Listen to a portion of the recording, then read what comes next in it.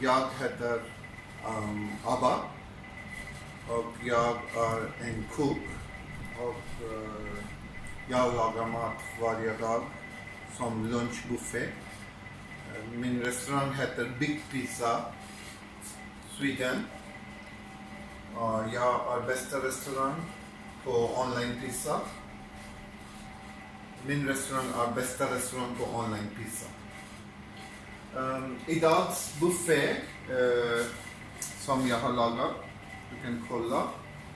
Här vi har bakat potatis, som kokt potatis när vi kokar dem och sen vi lämnar dem i ugn med lite kryddor med smör. De är jättegott med smak. Så vi har basmati ris, vit ris.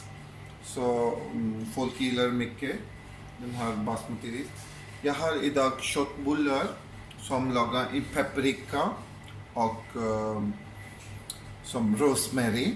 Det är helt svensk smak. Det är jättegott. Jag har idag kyckling piccata.